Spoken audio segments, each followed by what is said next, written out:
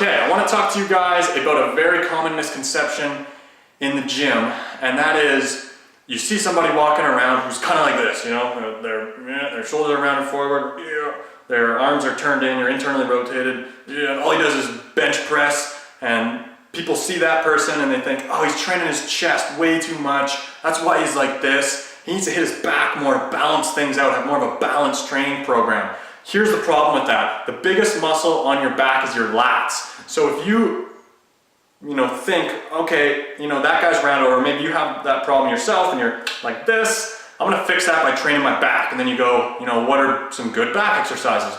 Lat pull down, pull-ups, even rows, things that highly activate the lats. The lat is the biggest muscle on your back, and it can actually contribute to being in a dysfunctional, rounded over, hunched posture, okay? What is that, how is that possible? It's on my back, it's gonna keep me straight. That's what I thought for years too. That's a very common misconception. Let's get rid of that here. The reason it does that is the lat inserts in the front of your shoulder, okay? Not on the back, it inserts into the front of your shoulder, comes through your armpit, runs down the side back of your body and into the thoracolumbar fascia of your lower back. It also attaches on your scapula. If you imagine those 2 points coming closer together, your lower back and the front of your shoulder, if that muscle gets tight from you working it out too much, what's gonna happen? It's going to pull you here, it's going to round you over. Might even stick your butt out a little bit because it's pulling that lower back into extension, rounding or arching of the lower back. Additionally, one of the main functions of the lat is to internally rotate your shoulders, turn you like this, which is that same posture. If that lat gets strong and dominant, it's going to turn you here, it's going to pull you down, and you're going to kind of walk, something like this, okay? So it's not, having tight, strong lats is not necessarily going to contribute to building a stronger, better posture to get you out of here into here. So what do you need to do to make sure that you actually train your back properly to build better posture?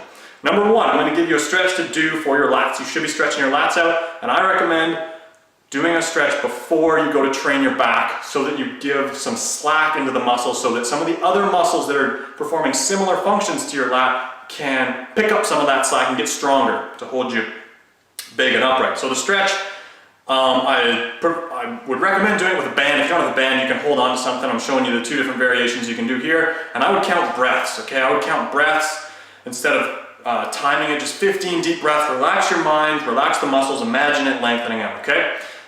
Make sure your feet are square first, and then turn your body down towards the midline and look underneath your arm. Second thing that I would tell you to do is work on your thoracic extension. What is thoracic extension? This is thoracic flexion, rounding of the upper spine. Going from here to here is thoracic extension, okay? And there's muscles along your spine that are going to do that for you. We want to target those muscles to get you standing straight up. How are we going to do that? I'm going to recommend an exercise that you're going to use a ball for. You can also use a bench on an incline, maybe like 45 degrees, okay? But I'm going to show you the ball version, and the bench is quite similar. So you want to lay face down on the ball and put it kind of in your hip area. And what the first thing you want to do is push your hips into the ball by squeezing your core, squeezing your butts. You're thrusting into the ball, okay? And the reason you want to do that is going to neutralize extension through your lower back. You're going to get rid of that propensity for your lower back to arch because of the tight, strong lats, okay?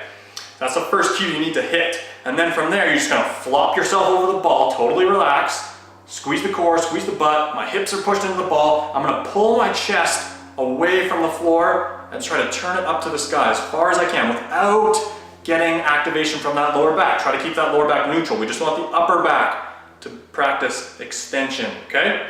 And then you can flop right back down and come back up again. Do it as many times as you can, slow, smooth, controlled. Think about the muscles. Try to feel it. Don't just bang them out. It needs to be slow, slow, slow, slow, slow, okay? And do as many as you can until you start to feel fatigue. You don't need to crush it. You don't need to destroy it. Feel it. Do it until I'm starting to get pretty tired. This is tough to do. Take a 2-3 minute rest. Do it twice more. Don't worry about the reps. Just listen to your muscles and do as many as you can.